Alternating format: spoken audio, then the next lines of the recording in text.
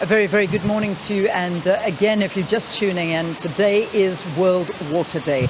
And the United Nations obviously declaring this day World Water Day. And it's something that is a major issue around the world. When you talk to the shortage of water, the lack of water, and the fact that it just seems that water reserves are getting fewer and fewer, and this has a detrimental effect on the populations of every country. But we are in the same position as a country. South Africa is really struggling when it comes to its water supply and its resources. You see the changing weather patterns. You see, I was listening to the guys here out in the Nelson Mandela Bay municipality, and they were expecting some major rainfall to happen today, 80% at least, but it looks like that. If you look outside, it's clear blue skies, and the rain that they will have would just kind of wet the floor. Nothing that it's going to help them when it comes to the shortage of water that is in the dams. So alternative solutions have to be found. And today, a very exciting day to actually take you behind the scenes of one of the solutions that have been put in place. So we've been talking about it the whole time. We've been broadcasting from what is the Coega water treatment works. But we're now going to get an actual tour of this waterworks and how it actually functions, because I've been wanting to know myself. So I've got the man who is going to do this tour for us, and you and I are going to watch it unfold in front of our eyes. Matthew Hills is the water engineer from the municipality, and it's such a pleasure to have you. Thank you for helping us understand how this all works. And I know it's an exciting moment for you as well. You've been working on this for a while. Well, thank you, Leanne, and thank you to having us here today, and good day to the listeners and viewers in. So yes, the Coega Wellfield project is a very happy and exciting day for the municipality. We're exceptionally proud of what we're going to be able to show you here today. This project really started back in about 2010 when we had our last big drought, and we realized that we needed to diversify our water sources. We needed to not just rely on local dams and the local weather, as you just said so eloquently. We need to rely on things such as groundwater, desalination and reuse. And we really started working on groundwater as our first viable source for the municipality, with the target of getting 10% of our water mix onto groundwater. And what that will do is it will lessen the shock. When we have a drought locally, we can then rely on these alternative sources to top us up. It won't get us out of the current drought, but it will help alleviate some of the shortages we currently have. So the Coega project, we started exploring the wellfield back in 2010. We started drilling boreholes, trying to find out where the best place to get water would be. And about 2014, we identified this area. And the water is actually quite interesting. Not only does it come out quite warm, it's 27 degrees Celsius, so it's warm like a bath, but it also contains quite a bit of iron and manganese in it. And for drinking water standards, those have to be removed. And hence now in 2023, we're here to proudly show you our water treatment works that we built with the intent of removing those metallic ions, disinfecting the water, stabilizing the pH, and bringing it to the taps within the city. Which is where we have a look and see exactly what you're talking about. So this particular one is full of iron. This is full of iron indeed. And you can see it, you can actually just see on the sides of the wall and the stain that comes, it's like that reddish color. The rust color, yes, that you're used to the natural earth being red in the Langekloof and etc. It's exactly the same here. So water comes into this treatment works, and we first do iron removal. So we balance the pH and we add a bit of oxygen, and that turns the iron that's dissolved in the water into rust, and then we filter it out within these filters itself. But that's not the only metallic ion within this water. We also need to remove manganese. So that's where the next one is. So we're just going to get Bongani, who's on the camera, to walk with us so that we can actually see. So this is the iron, and you can absolutely see the different colors, because looking at this one, it's like a black pool. Yes. This wasn't a very nice looking thing to walk into. So manganese naturally is that color. It's a dark brown / black color. And the interesting thing about this is, to remove manganese, you normally have to spend a lot of money on chemicals to really raise the pH to a very basic consistency, so like 12 to 13 pH. And that's not really affordable in the long term for the municipality. So what's a flagship about this project is that we are using a biofiltration technology. We are going to be the largest biofiltration plant in South Africa. And what that basically means is, within the sand filter media that we have in these filters, we're growing a very specific bacteria. And that bacteria acts as a catalyst to help remove that manganese more efficiently. And just by making that design decision up front, we're going to be saving the municipality up to 40 million rands a year on chemical costs. That's fantastic. So, okay, so we've seen the two aspects of it. Let's go downstairs now, because this is kind of, we've been stationed here the whole morning, so we're going to walk down. Bongani will follow us as we walk. But while we're walking, let's talk about this. So we've got this borehole. How much water are you actually pumping? Because I know in a residential a house, whatever, you've got a tiny pipe of water that comes through. But you guys, this is a different story altogether. Yes, indeed. This is a different scale. So the Coega well field is made up of 5 production boreholes and 18 boreholes just for monitoring the aquifer. We've got to make sure that we abstract in a very sustainable manner, and that make sure that this is going to be a water resource for the long term for the city. This is not just a short-term project for a drought. This is going to make part of our long-term water mix. These 5 production boreholes are about 1/2 meter in diameter big. I'm going to ask you to put the mic by your mouth. Yeah. I'm so sorry. I'm a visual person that uses my arms. But yes, it's about 1/2 meter diameter big, these boreholes, and we're going to get about 10 million liters a day of water out of them. It's not enough to, like I said, break the drought, but it is going to make an impact. If you like to think about it, if everyone uses 50 liters per person per day, well, that's 200,000 people that can get 50 liters every day just from this well field. So here's the fresh water. This is what we're talking about. This is what it all comes. Come have a look, Bongani. Put the camera in there. Have a look. So yes, after the filters, you can see it comes out crystal clear. It's up to SANS 241 standards, but there's 1 or 2 other minor steps that we need to perform before we release it to the public. Yeah. And for that, I need you to walk with me a little bit in this direction. So this water is so hot. It is hot. Is it like 27 degrees? I mean, yes. that water, as soon as you open that slide, I mean, you could feel the heat coming out of it. Why is it so hot? So this aquifer is recharged in what's called the Gqeberha Mountains, up above the Gqeberha area. And it travels kilometers underground before it surfaces out here. That's amazing. And that pressure of being that deep underground creates heat, being close to the mantle, etc., and it warms up the water. Fantastic. That's also where it picks up all its minerals. Okay.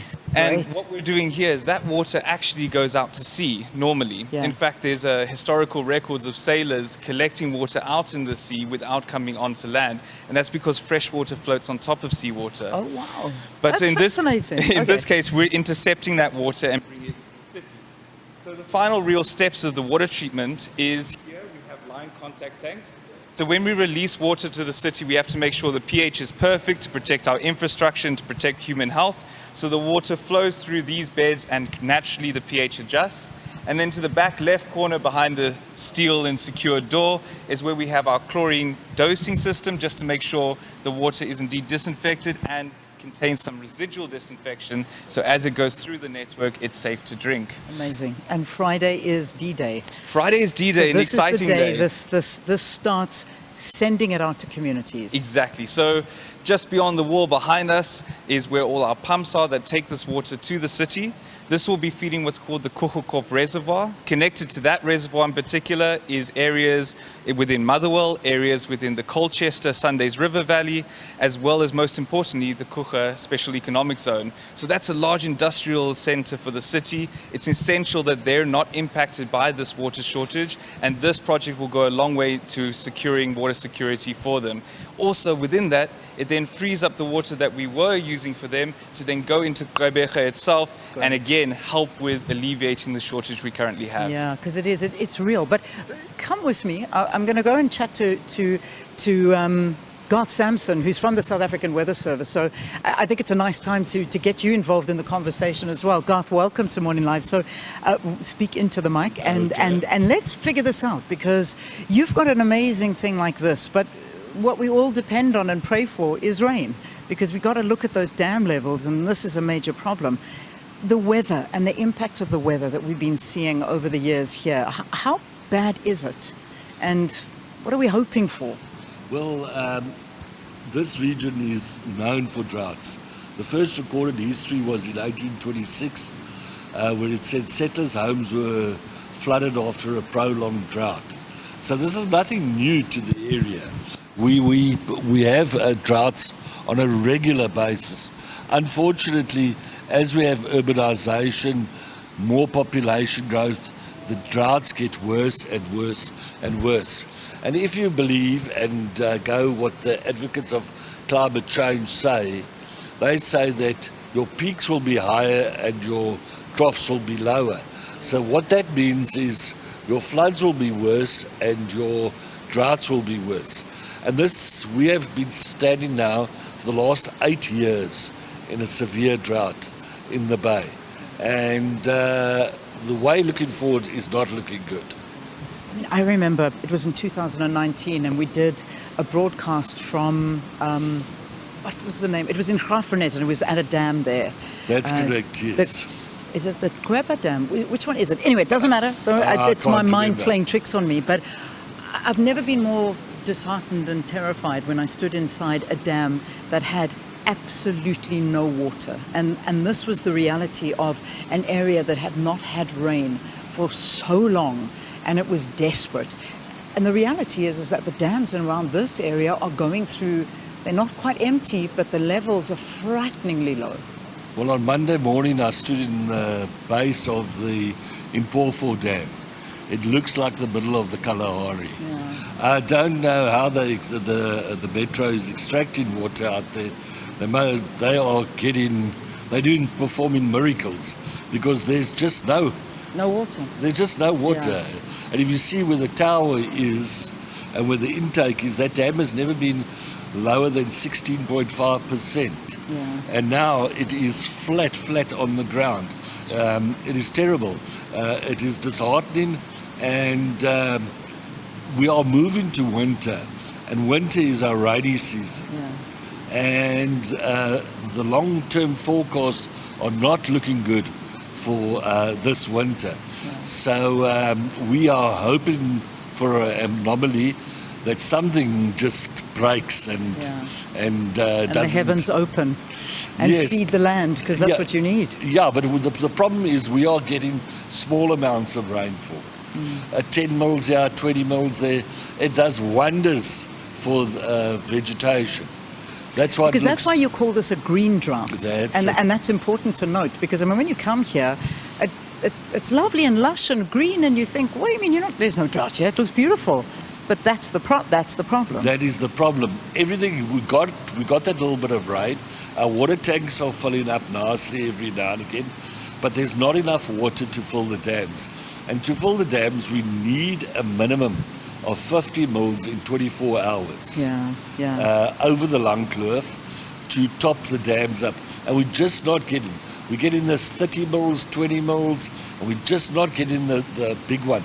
Last week we got, I think the dam levels rose by 1-2%, and that's not enough. We need the big one. I just did a reminisce of 1981 when the flood came through the Langkloof and overtopped all the dams. And that is what we're waiting for, is the cut-off load to come through the Langkloof and overtop those dams. Yeah. And then we're all right, but we must never let our guard down. This is a dry region. It's going to come back. The dams are going to overtop. They're going to be full, but then we're going to move towards our next drought. And that's why something like this and this project is so important. And we just wish it the greatest of success, but we need a lot more of them, because this is just a tiny solution in a very, very big problem. Matthew, my final question too, if I can ask Garth, if you don't mind just giving Matthew the mic, just the issue of desalination. And I know that is something that they spoke about a lot in the Western Cape and in Cape Town when we saw that countdown to day zero. And I mean, literally arriving here was the same as it was arriving in Cape Town when it was that countdown to day zero. Desalination, is it an option, or is it far too expensive for us to consider? Well, it makes me proud to hear that you feel the same as you felt when you went into Cape Town, because that's part of our big strategy at the moment, is just making people aware. To get through this drought, we can only do it as a collective force. It's not a time to sort of say it's your responsibility or yours. If we, as the 1.3 million people within the city, work together, we can get through this. But as part of our long-term water mix, desalination is on the cards. It's not a solution that one can quickly and efficiently bring forward to get through a short-term drought like we're currently facing within the next few years.